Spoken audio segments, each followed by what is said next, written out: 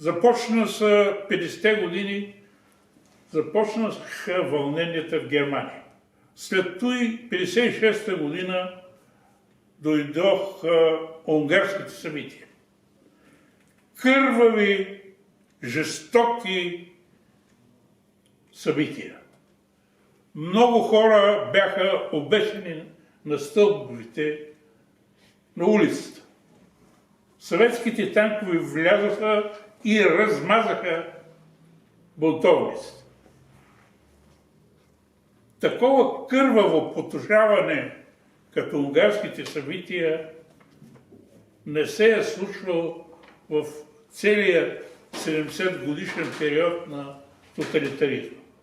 Дори българските студенти, част от българските студенти бяха изключени от университета, за да бъдат сплашени, защото управляващите не знаеха дали няма да се повторят унгарските събития в България. И те оплашиха студентите, между изключените съм и аз. След няколко години настъпиха така наречените чехословашки събития. Начало беше Дубчек, генерален секретар, който искаше да създаде един социализъм в човешки образ. Не му позволи. Властта се бранеше с зъби и ногти. Социализмът беше нещо свещено и неприкосновено. Какъв човешки образ може да има социализма, който поначало е с отрицателен знак? Дубчек беше арестуван и пратен в Съветския съюз. Начало застана генерал Свобода, който успя да неутрализира бунтовници. И най-неочаквано, в 1989 година, социализмът се срути. Социализмът без насилие, от само себе си се срути. Което значи, че той въобще не е бил истинска социална система. В България се създаде комитет за гласност и преустройство. И в този комитет участваха комунисти, бивши партизани. Явно социализма беше омръзнал на народа. И тези комунисти, бивши партизани и бивши искаха за социализъм с човешки образ. Да няма насилие. Но се оказа, че системата е била на глинени крака. Те се щупиха и всичко отиде, както ние се изразяваме, на кино. От неприкосновения социализъм и тоталитаризъм ние преминахме към обратния строй, срещу който 70 години в Съветския съюз и 45 в България се борихме. Борихме се срещу така наречения капитализъм. Това влияние на Запада беше преследвано. Много хора загинаха по затворите, по лагерите и така. Белени и въобще Добруджа беше осеяна с лагери, за които трябваше да пречупят този народ. Не успяха. 1989 година тоталитаризма или социализма рухна.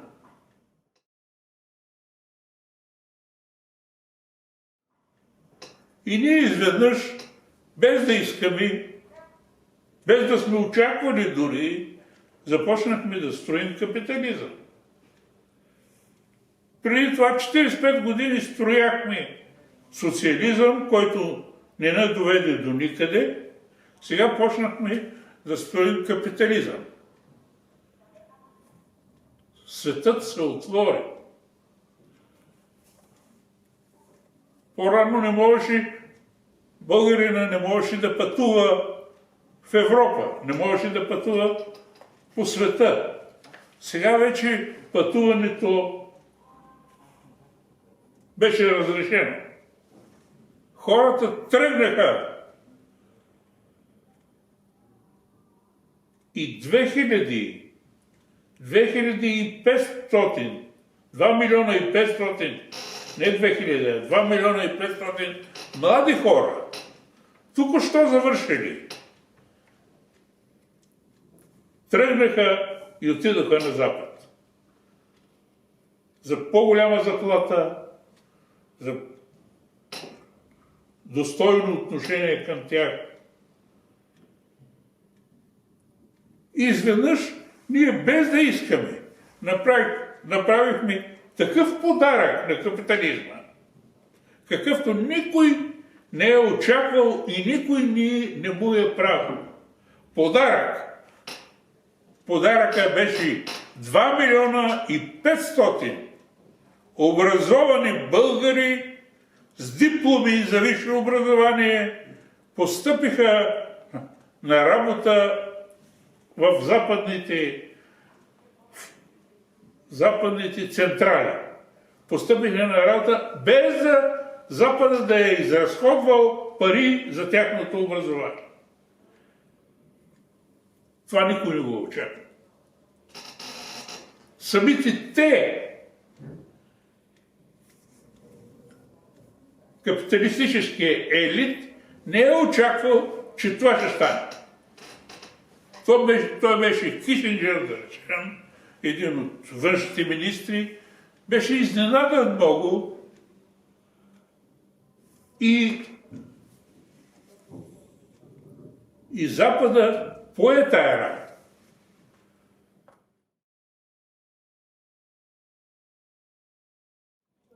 Свободата и пътуването по света е едно, икономиката и стопанството, в което живеем, е съвсем друго. Изведнъж държавата опадък. Не можеха тия постижения, които ги имаха през соца, изчезнаха. Стотици заводи и фабрики бяха затворени, насечени на скрап и продадени. Трябваше да се изгради нова социална система, а в 85-та и 6-та настъпи една жестока инфлация,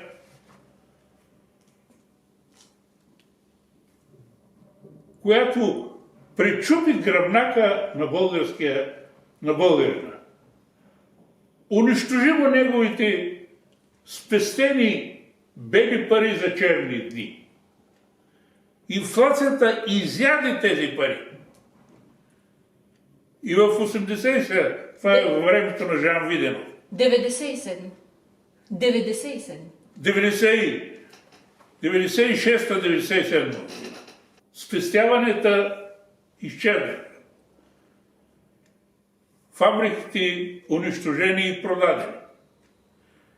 И българският народ от един трудолюбив, работлив и богат народ се оказа, че е на последно място в света.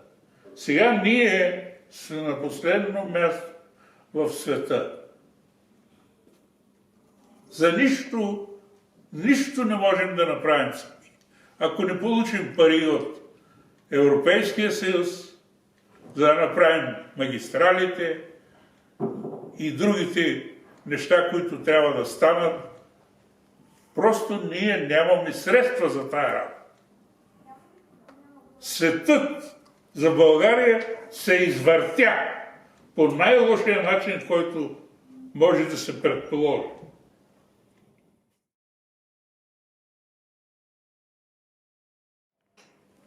Пред времето на тоталитаризма не можеш да пишеш каквото си искаш, като писател. Не можеш да кажеш истината, а трябваше всичко да е съобразено.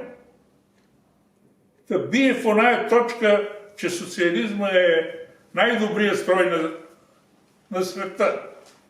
Възползвах се последния начин, че преди това аз се занимавах с драматургия. Моите пиеси бяха на средно равнище, но през цялото време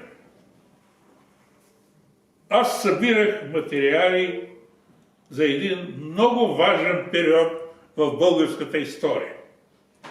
Това е периода на националното обединение.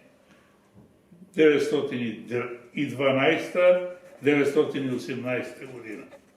Това е периода на така наречените 3 войни и 2 национални катастрофи.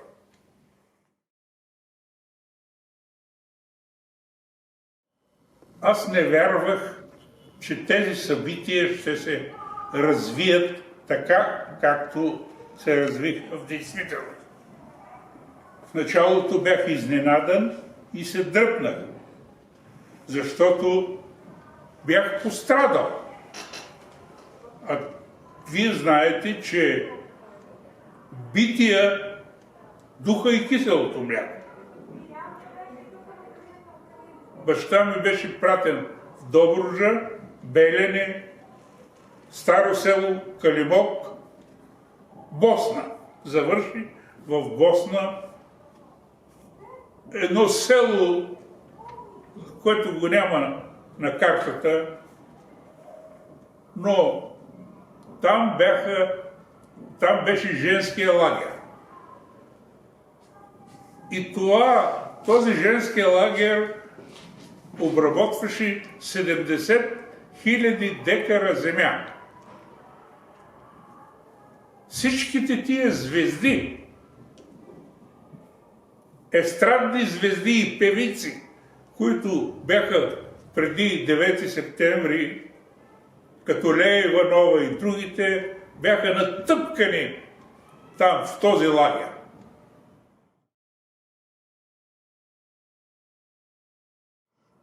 Лятото на 1951 година аз посетих този лагер и се срещнах за 10 минути с баща си. Толкова ми разрешиха. Странното в цялата тая история е, че народът 1989 година не оказа никаква съпротива на промените. Това е много важно. Само един министър Гречко, мисля, на вътрешните работи, той на войната, и още един генерал на 19 август се опитаха да организират пуч против събитията. Но този пуч угасна така, както е организиран. Така, както е замислен. Не стана нищо. Народът се отдръпна. Народът като че ли желаеше тези събития да настъпят. Което е страшно. Което показва, че соца е бил 45 години с насилие, налаган на хората.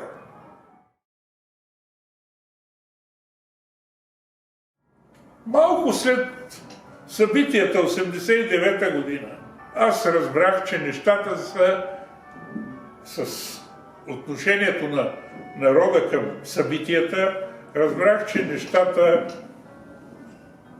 няма да се върнат. Че социализма вече е свършен, че той е загинал, че той се е срутил. И тогава се захванах с голямата идея да напиша белетристичната пенталогия „Възход и падение“. Напуснах София, дойдох се на село тук и тук написах тези 5 дебели романа, в които описах възхода и падението, свързани с националния идеал. И народът, както аз, се дръпна в началото. И начало застанаха комунистите. Клубовете за гласност и преустройство бяха изградени от комунистите. Те не се страхуваха. Те искаха промяна. Но тази промяна не стана както трябва, а те си останаха начало на властта. Бившата номенклатура и тайните служби, това запомнете, не бяха пипнати. Така наречения закон за лустрацията, който беше приет от Народното събрание, не получи никакво приложение. Промените, които извършиха тия хора, са да се запази статуквото, да се запазят те на постовите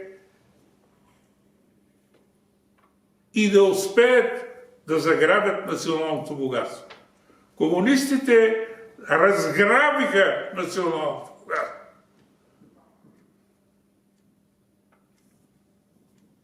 Тъжно. Толкова тъжно, че нямаше един от бившата класа, от буржуазната класа, който да застане начело на СДС. Начело на СДС застанаха Желю Желев и Иван Костов и двамата комунисти. Какво е това? Каква промяна очаквате в действителността, когато начело са бивши комунисти? Когато дойде едно друго поколение, може нещата да се променят, но това ще стане много бавно и много мъчително. Елита, националният елит, 2,5 милиона учени младежи изчезнаха. Те ще се върнат като пенсионери, взели пенсии на Запад, високи пенсии, забогатяли и така нататък, ще се върнат, но те вече не са полезни за развитието на държавата. България има нужда от учени, амбициозни, млади хора, които да въртат бизнеса в момента, които да направят фирмите, които да създават блага. Сега не може да скръстите ръце и да чакате някой да ви даде нещо. Не може и да избягате на Запад, както направиха вашите предшественици. Вие трябва сами да изградите бъдещия си живот. Вие трябва да преизградите държавата наново. А това значи, първото нещо, което е да премахнете бившата номенклатура и тайните служби веднъж завинаги от върха. Но това не става. Трудно.